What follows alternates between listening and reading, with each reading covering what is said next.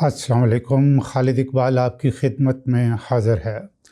नाज़रीन, मेरी इस वीडियो का थीम ये है कि अमेरिका ने अभी तक ईरान पे हमला क्यों नहीं किया। नाज़रीन, तवक्को की जा रही थी कि इसराइल और अमेरिका जंग बंदी पर ज़्यादा देर कायम नहीं रहेंगे और फिर से भरपूर तैयारी के साथ ईरान पर हमला आवर होंगे। कुछ माहिरीन का ख्याल था कि सदर ट्रंप चीन के दौरे की वजह से जंग बंदी पर कायम हैं और दौरा मुकम्मल करने के बाद दोबारा ईरान पर हमलावर होंगे। लेकिन अमेरिकी सदर ट्रंप को चीन में वो पजीराई नहीं मिली जिसकी वो तवक्को कर रहे थे। ताइवान के मसला पर भी चीन ने इंतहाई सख्त मौक़िफ़ इख्तियार किया।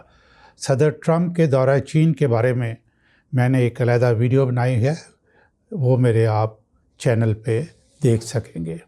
मेरे एनालिसिस के मुताबिक अभी तक जंग शुरू ना करने की जो अहम वजूहात हैं वो मैं आपकी खिदमत में पेश करता हूँ।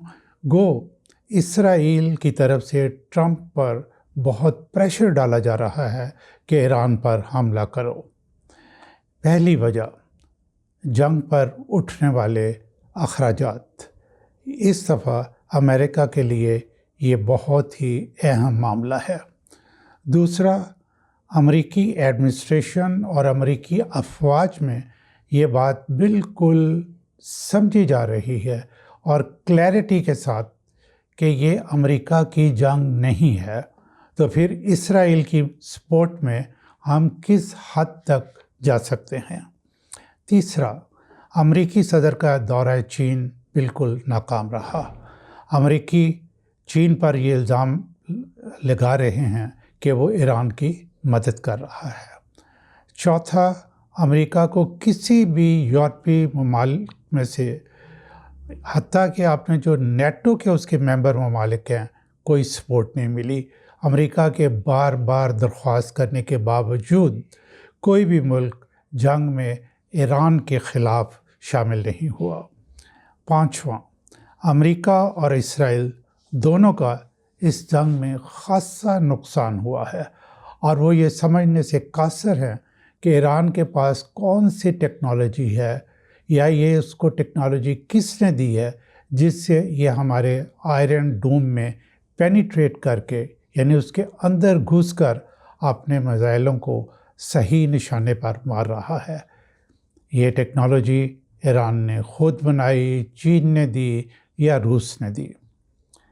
छठा, अमेरिका को ये मालूम है कि अगर वो ईरान को मज़ीद तबाह भी कर दे तो वहाँ वो अपनी फ़ौजें नहीं उतार सकता और वहाँ से उसको मिलेगा भी कुछ नहीं। उसके अखराजात भी होंगे और उसके हाथ कुछ नहीं आने का। सातवां, अमेरिका ये देख रहा है कि ईरान ने आबनाए हुर्मज़ बंद किया हुआ है, जिससे सारी दुनिया में तेल की तरसील के मसाइल पैदा हो चुके हैं।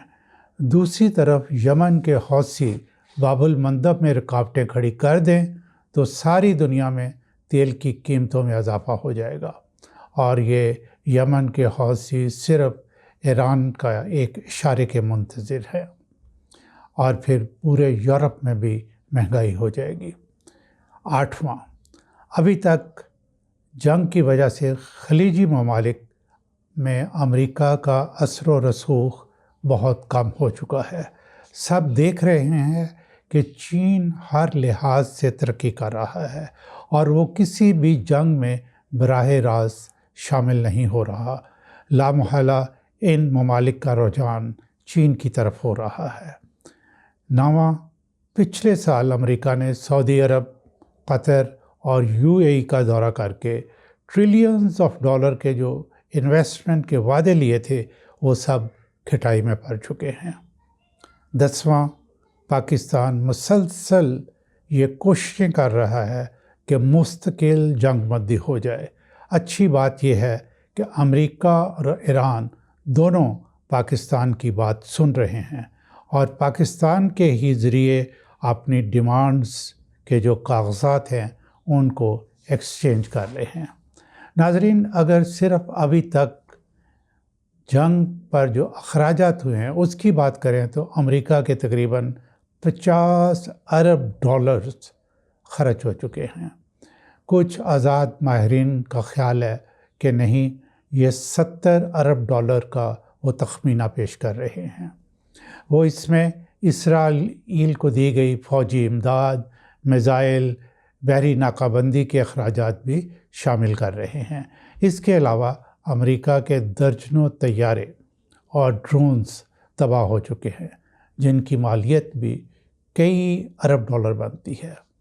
ناظرین، حالیہ جنگ میں امریکہ کا سب سے بڑا مسئلہ یہ بنا رہا کہ ایران سستے ڈرونز اور میزائل مارتا رہا، اور ان کو روکنے کے لیے جو انٹرسیپٹرز تھے وہ بہت مہنگے تھے۔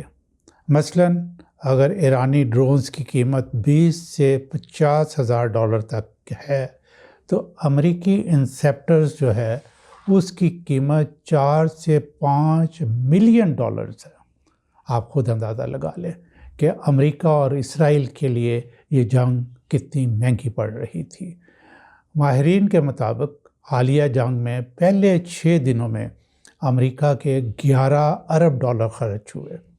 ان میں ہتھیاروں کی قیمت تقریباً 5.6 ارب ڈالر تھی۔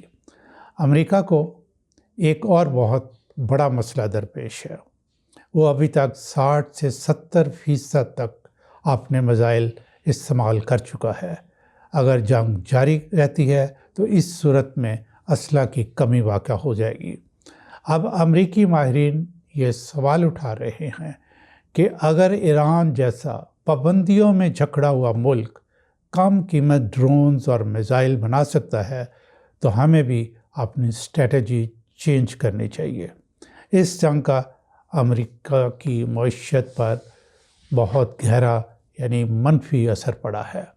البتہ اسلحہ اور جنگی ساز و سامان بنانے والے وہ سب پرائیویٹ ہیں، ان کو بہت فائدہ ہوا ہے۔ اگر ہم سیاست کی بات کریں تو ٹرمپ کی ساکھ کو بہت نقصان پہنچا ہے، اور امریکہ میں نومبر میں ہونے والے مڈ ٹرم الیکشن میں اس کا جیتنا ایک معجزہ ہی ہوگا۔ مجموعی طور پر امریکہ کو اس جنگ سے بہت نقصان ہوا ہے۔ امریکہ کمزور ہوا ہے اور اس کے سپر پاور ہونے کا دعویٰ باطل ہوتا نظر آتا ہے۔ ناظرین، یہ تھا میرا انالیسز جس کی وجہ سے امریکہ ابھی تک دوبارہ ایران پر حملہ نہیں کر پایا۔ آپ کی کیا رائے ہے؟